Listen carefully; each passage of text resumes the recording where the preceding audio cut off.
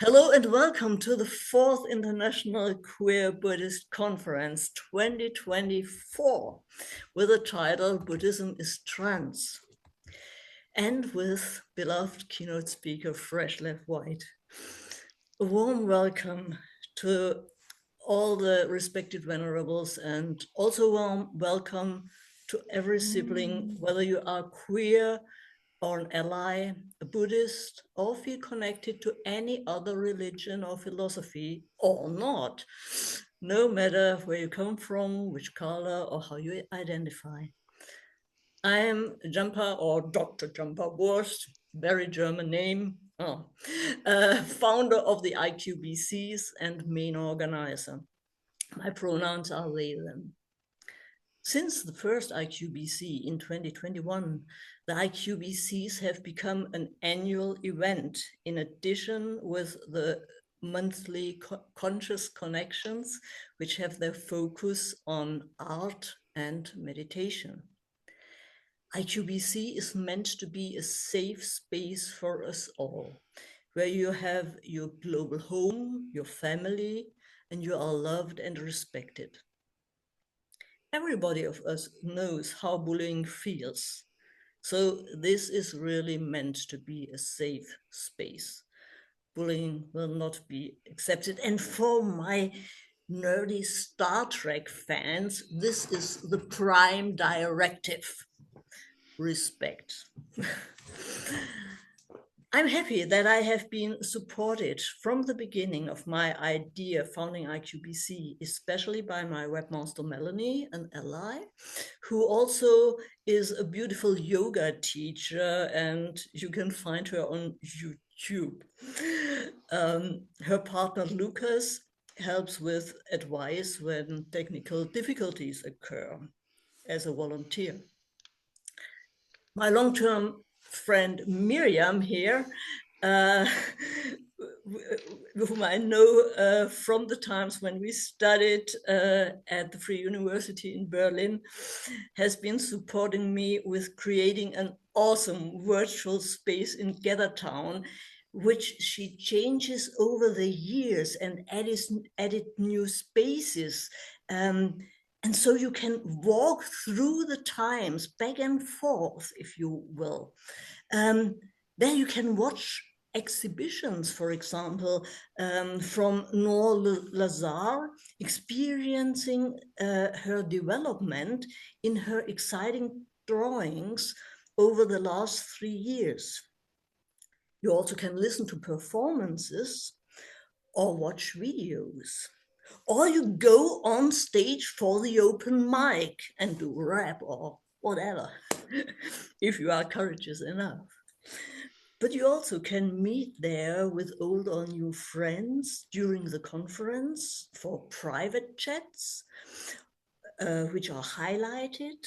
And it's said, now you are in a private space and nobody can listen.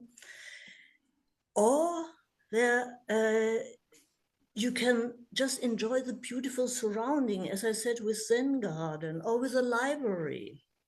Explore. There's also a hidden island, which you maybe find accidentally. Yeah, but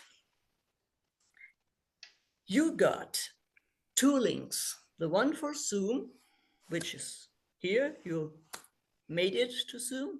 And then there is the link for Gathertown, for this beautiful virtual space. So if you want to go from the conference here to Gathertown, let your Zoom window open. So you can jump back later, back to Zoom. But before you jump into Gathertown, disable video and audio on Zoom so that you can give access to video and audio on Gathertown. Otherwise, your computer will have a nervous breakdown, and you probably do. So always first close and enable on the other one. And if you have both windows open, you can jump around. if anything happens, if it's not working, it's not an issue. You have the links. So just put in the link again and it will open. This time again, there are so many beautiful presenters, and I'm really happy that Professor Stephen Carey from Charles Darwin University, Australia, there will be night at the moment, I think, agreed to be part with their talk. Or Stephanie Colton from the other side of the world, from Mountain Time USA, founder of Trans Patchwork, will give a talk, a workshop, and a seminar. And yes, I'm also happy about the collaboration or teamwork with her, because there I'm a facilitator. Then we have, for example, Kaushal Ranasinghe, born in Sri Lanka, and meanwhile in France, Europe. He's founder of Rainbody Europe and a beautiful volunteer. He will be presenting and has a performance on Gather Town because he's also a dancer. And many, many more. I am really thrilled. But now it's a pleasure and honor to have keynote speaker FreshWhite today on the fourth IQBC. And I talked much too long, so his beautiful bio is on the schedule with the donation possibilities. That is true for every presenter. If you can, please, you feel free to donate. I met FreshWhite only once and only virtually on East Bay Meditation Center, an online event with previous keynote speaker Lama Rod Owens and Venerable Tashi Chidrup about 2 years ago. And I was so deeply impressed by his words and his courage, his open-mindedness and his loving kindness. Every word sounded like a hug. And so I was courageous enough to write him, and he answered and agreed. Now let's give FreshWhite, our keynote speaker of the fourth IQBC Buddhism is Trans, a very warm welcome. Lev, the stage is yours. Thank you. Thank you for hosting me and bringing all your brightness, Jampa, and all the beautiful work you're doing. Hi, everybody. Thank you, Miriam, for helping to hold the space. Glad to be here, and you'll see a different name up there only because I'm going to adopt my birth family name. I just found them for the first time in 2021, and so I've done a lot of work around it, and so it's kind of nice to be connected to blood lineage. But FreshWhite is how you'll find me online, and I don't want to I'm not going to talk anymore about me because it's all online, just so I can step into the sharing space. And I think I have still 30 minutes, or should I go? You have. All right. So maybe we can just ground for a moment. Maybe just take a moment for those who are not watching the Zoom. Maybe still they can check into the sensations in their bodies.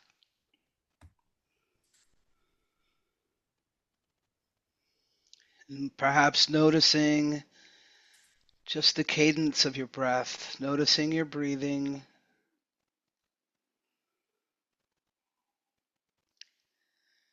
Noticing if fullness of breath is achieved. You don't have to do anything, just noticing what's happening.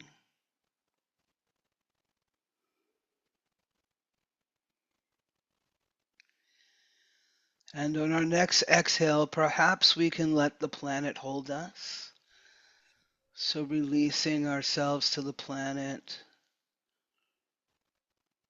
that continuous hug with the next exhale as well.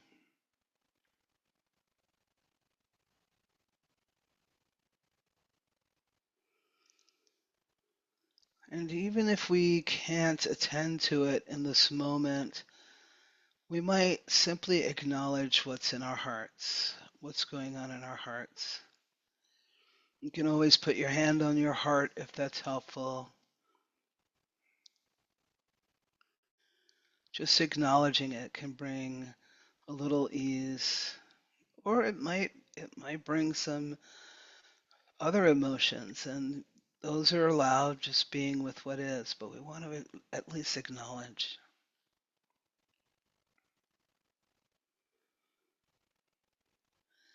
And as we're exhaling and allowing the earth to hold us, is there anything from the mind that you need to release, that you're able to release in this moment?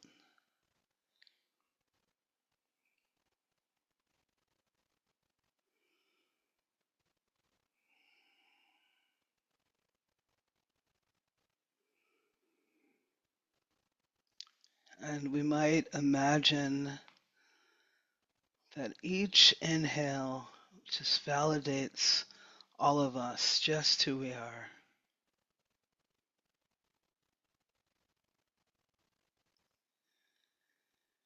Each inhale is life loving us, just as we are.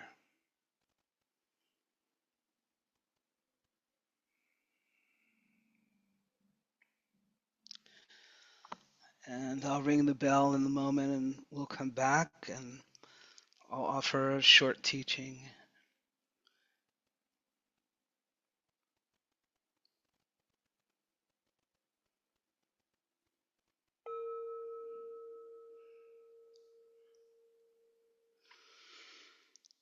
So thank you for that brief moment of grounding. So glad everybody who's here could be here. And I was sharing as I came on. There's so many things that I want to talk about. So, but I went to pull one piece from another piece and decided that that's the piece I want to share this morning. So I'm going to be reading, which is a little unusual for me, but for some reason I've been writing my talks, and I'm just going to flow with that. So first, thanking you for bringing your light into this experience. I'm hoping nobody's knocking at my door. Um,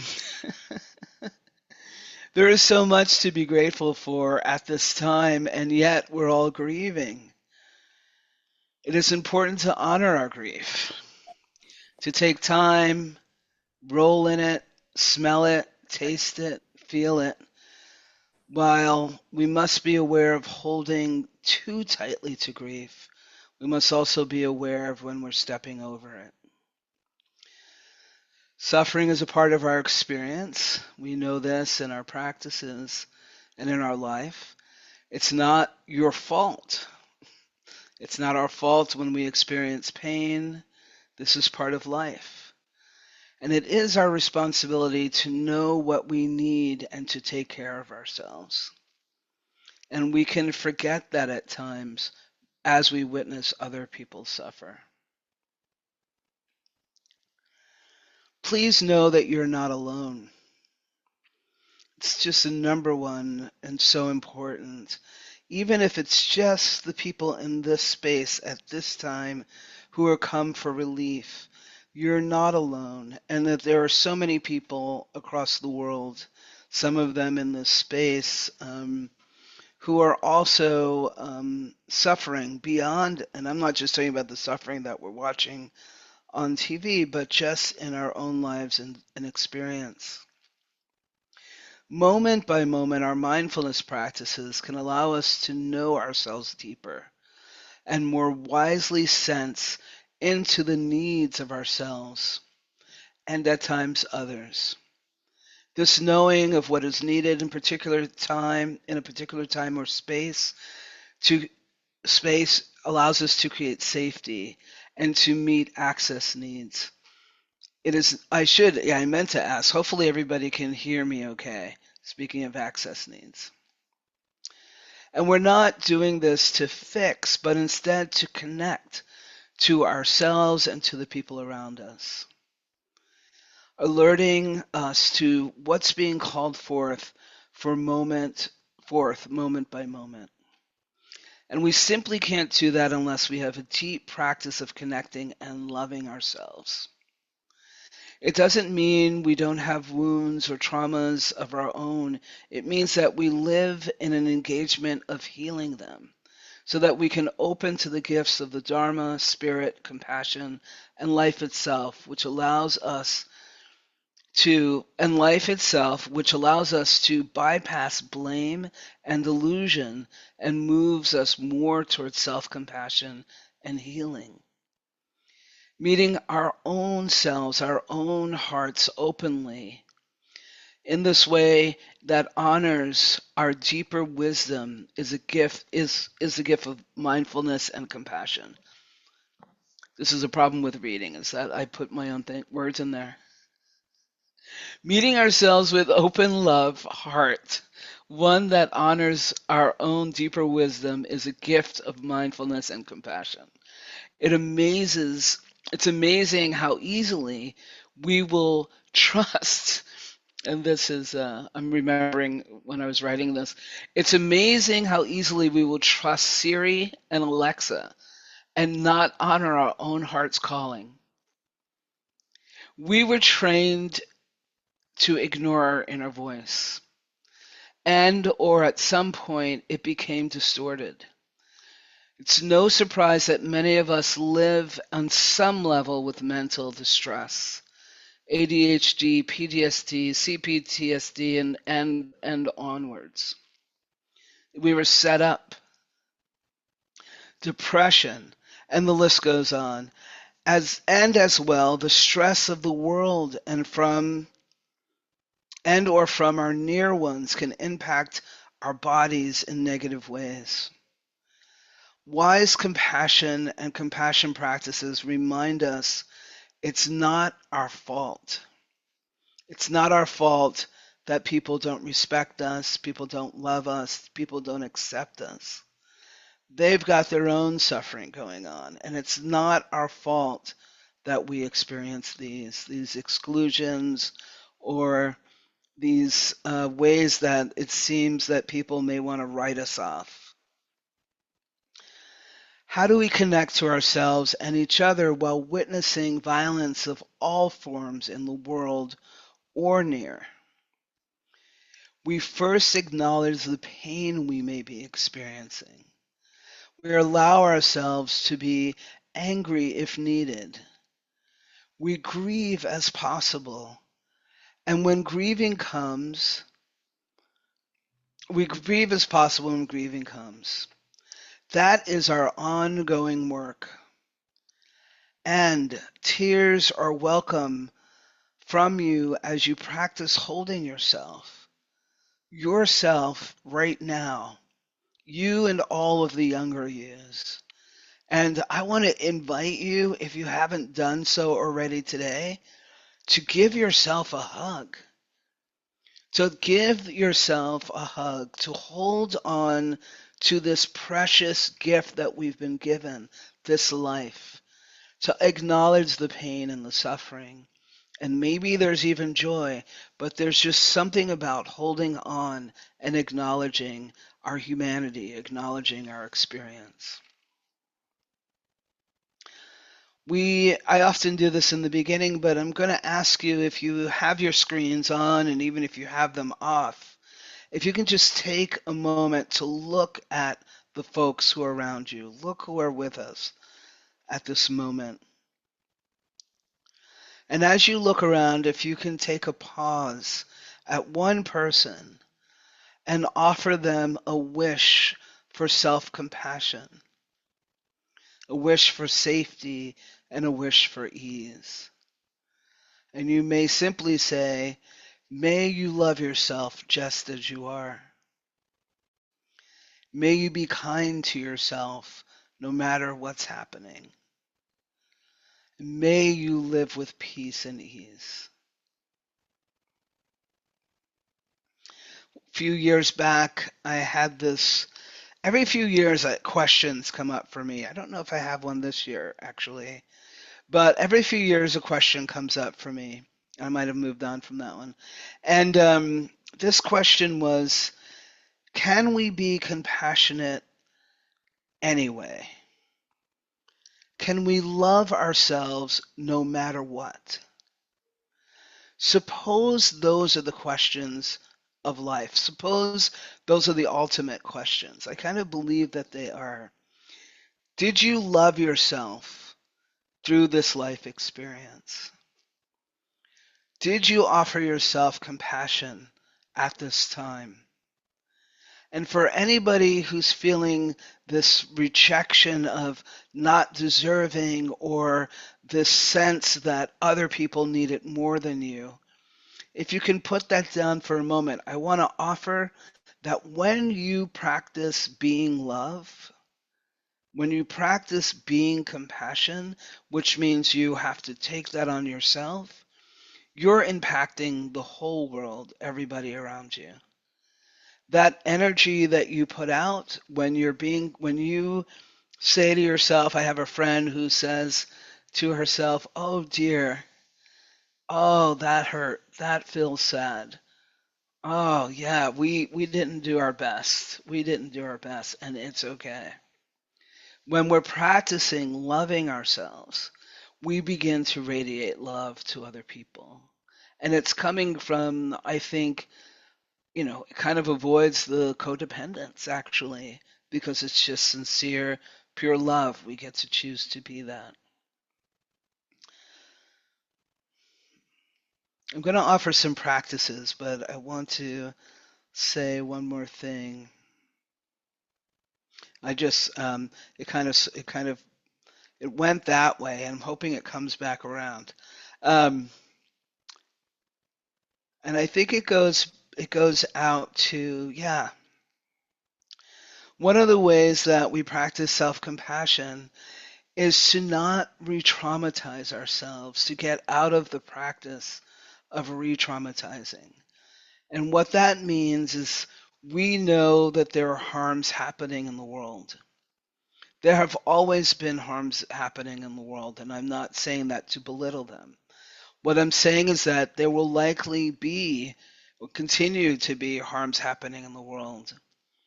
But it's never necessary for us to watch the news or go on social media and see the same harm throughout the day. It only depletes us. It's not making us stronger. It's not building our self as activists. The way we build ourselves as activists is to connect to each other. So re-traumatizing is something that um, we're encouraged to do. Again, it's like these things. My pet here. Some people have dogs. I have this as my pet, and my pet follows me everywhere. And every once in a while, it needs attention. And unless I practice managing consciously when I'm not going to turn it on or off, it's going to control me. Whoops! I actually hit the button. Siri heard all of that. So, really paying attention, self-compassion means making time for yourself, making time and friends with others.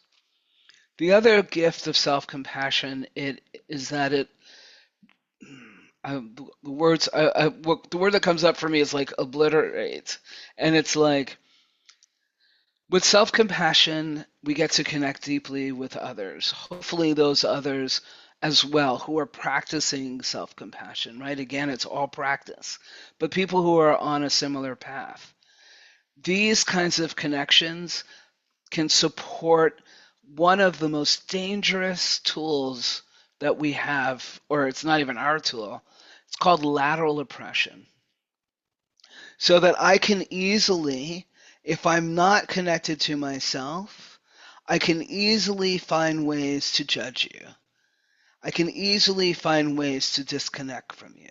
I can easily decide who you are, and actually the media is going to let me know everything I need to know about who you are and how you're responding to things. With lateral oppression, I only need one person to represent a whole community, a whole culture, a whole religion. And so we can go do away with lateral oppression through self-compassion, which supports for me being more vulnerable, being more willing to listen, practicing humility, which means I don't actually have to know everything about you.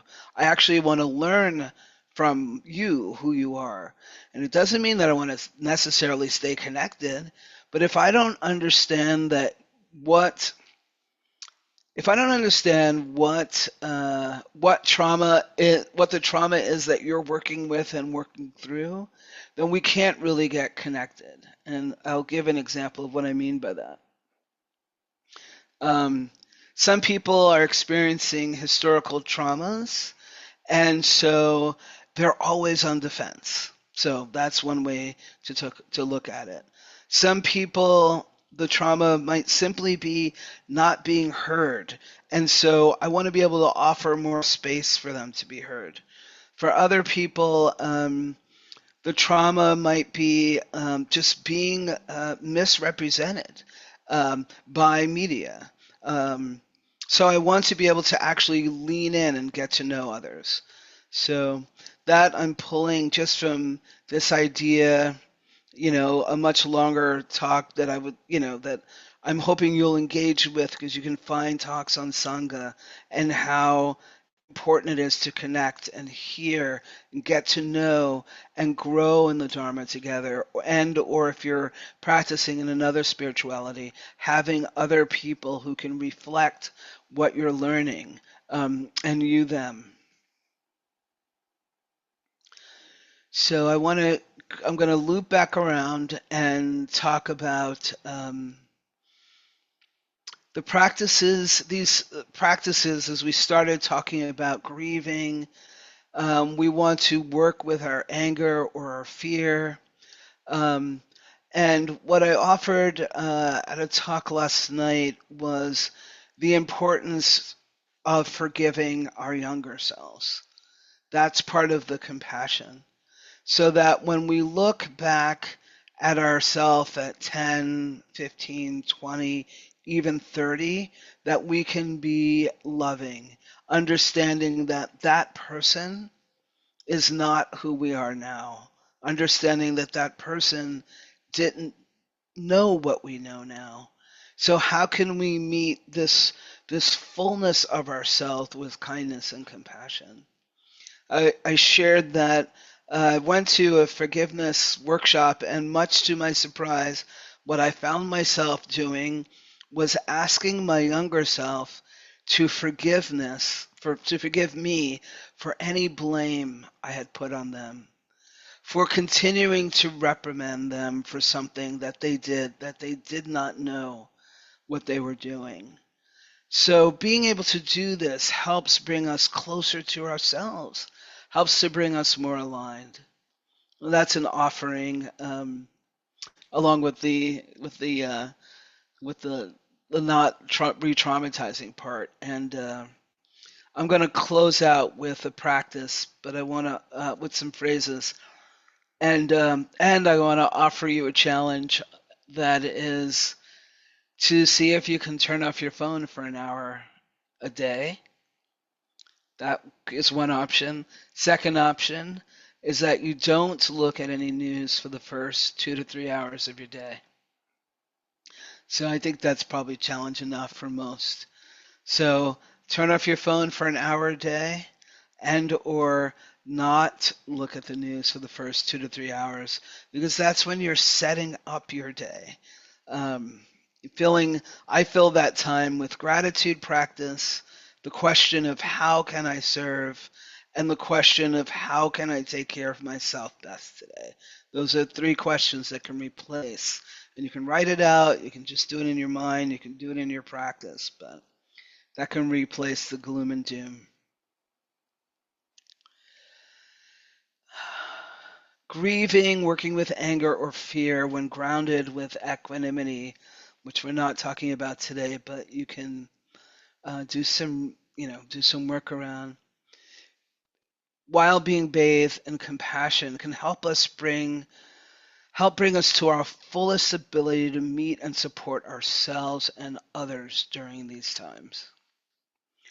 And I can't stress enough how important your self-care, your rest, your self-compassion, and your love is. I went to a talk a couple of weeks ago, and I can't remember his last name, but there was a man there. His first name is Osama, and he's touring the world. Osama and Rotem. I made myself, because I'm terrible with names. Um, and Rotem is an Israeli, and Osama is a Palestinian. And we were going into Jewish high holidays, and I asked both of them, how did they feel about celebrating at this time? Because we're in this period of celebration in the Jewish culture, religion. And Osama just jumped up and said, yes, yes, yes, celebrate. He said, um, I don't want to get into everything he said, but mostly what he said, I don't want to get into the politics of what he said. I'll get into the part that he said where it was really important for us to celebrate.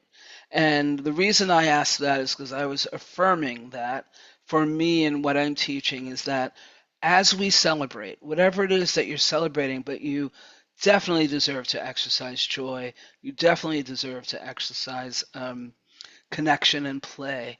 And we use that energy, A, because we have the privilege of it. We do not deny our privileges. We use our privileges wisely.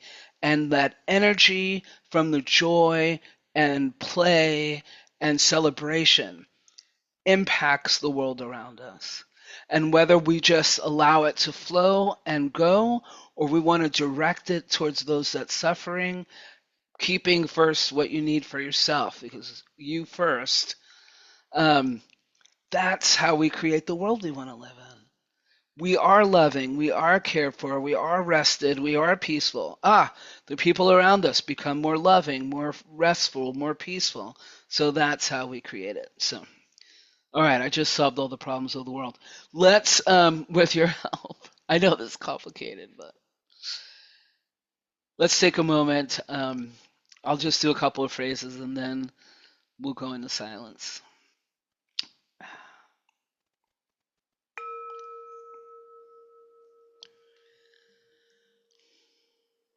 Just noticing the sensations in your body.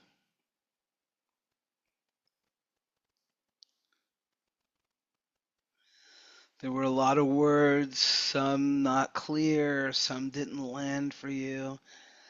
Can you just let them be and let go of what you don't need? Take care of yourself.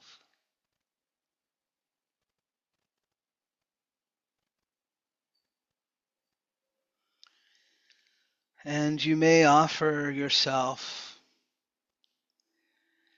for this moment and beyond. May I be safe, loved, and happy.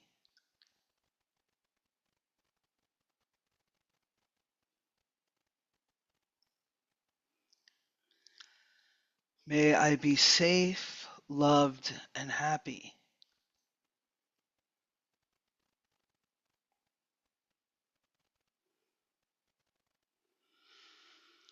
May all beings be safe, loved, happy, and live with ease. May all beings be safe, loved, happy, and live with ease.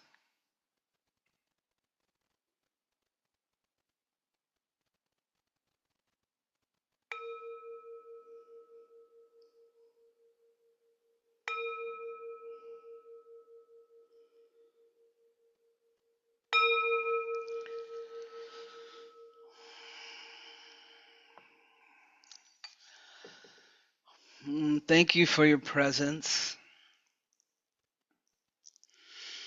Hopefully you were served in some way.